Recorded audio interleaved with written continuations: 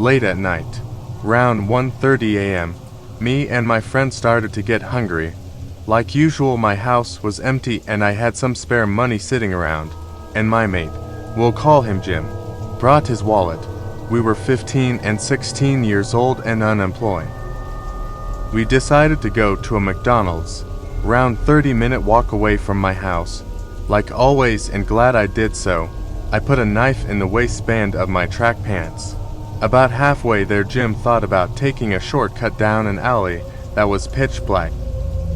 My gut vibes were telling me, unsafe, and I felt like I was being watched, and unfortunately, I was. We started walking down the alley. I heard whispering and I grabbed my phone and turned the light on. What I saw still gives me nightmares to this very day. I pointed the light in our path and came face to face with an old lady.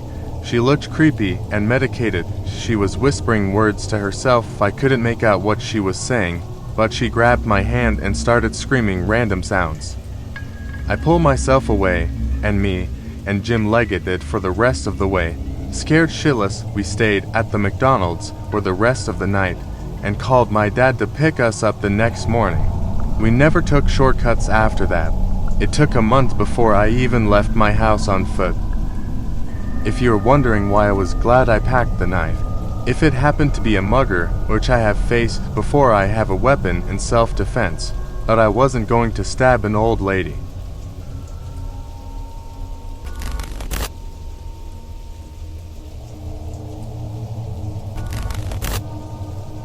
I've never been afraid of the dark. Grew up in the countryside, where the nearest streetlight was 10 miles away, so I'm comfortable in dark places. So much so that I often take my dog for a walk at around midnight just because I like the peace and quiet of the night. I live in a city now, so something about the dark is just soothing to me. That being said, one of the scariest things I've ever experienced, I genuinely have no explanation for.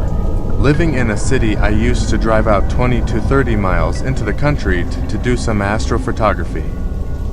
As I am driving out one night, I see this guy walking at the side of the road with no lights, reflectors, and a big backpack. Didn't think much of it other than it being a little odd. 5 miles later, I see the same guy walking gagging. I haven't changed directions, turned, and I've been doing 50 miles per hour. As I drove past, he looked and waved at me.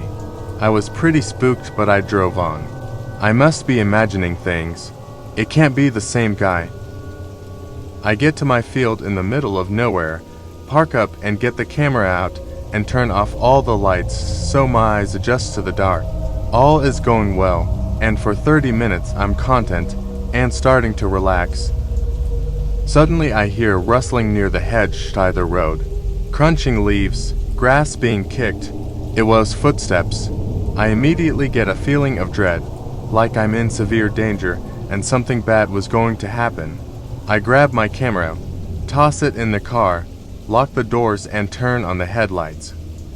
When I turn out of the field, I pass where I heard the noise and saw fresh footprints in the mud, but no sign of anyone.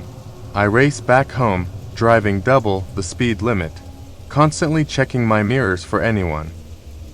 I park up around the corner and wait in the car with the lights off for 30 minutes, watching. Nothing shows up. I get home, lock all the doors, and sleep with a knife under my pillow that night. I honestly don't know what really happened that night, but part of me knows that creepy guy passed on the road twice was in that field.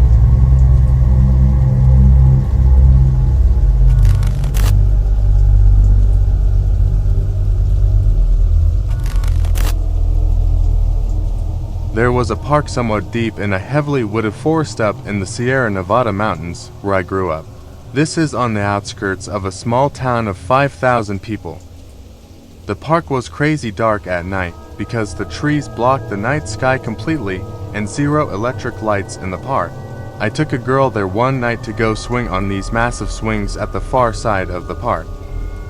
We parked the car at the long perimeter fence at the one opening in the chain to get in. We felt our way past the trees and stumbled on the uneven grass. There were lots of old growth roots to trip on, and it was pretty hilarious to try and find the swings with our single tiny flip foam light. We finally found them and had been swinging as high as we could and laughing in the dark when all of a sudden we heard the voice of a man in the distance behind us. Deep in the brush, he was yelling something. We immediately went silent, still swinging fast back and forth to hide, to jump, and to startle, to try and kick the ground to make too much noise and draw attention. The sound of the man thrashing toward us in the brush in the distance got closer and close in just a few moments when we finally realized what he was yelling. "I'll fucking kill you." You know when someone says something and you know that they mean it? Like on an instinctive level? We both knew he meant it. So, without saying anything, we both bailed out of the swings. In the dark, hit the ground hard and knocked the wind out of us. We grabbed hands and ran in the dark in a random direction, tripping, hitting trees, etc. All the while the man was still violently yelling and coming our way behind us in the dark. Before we knew it, we ran face first into the chain fence at the edge of the park and began to quickly feel along it to the right for a time until we found the opening in the fence. Jumping in the car, turning the key, the headlights flipped on automatically just in time to reveal a furious, wild-eyed man run full speed through the fence and literally slam his hands on the hood of the car screaming. Already in reverse, we hit the gas and sped backward up the country road, leaving the man standing there losing his mind.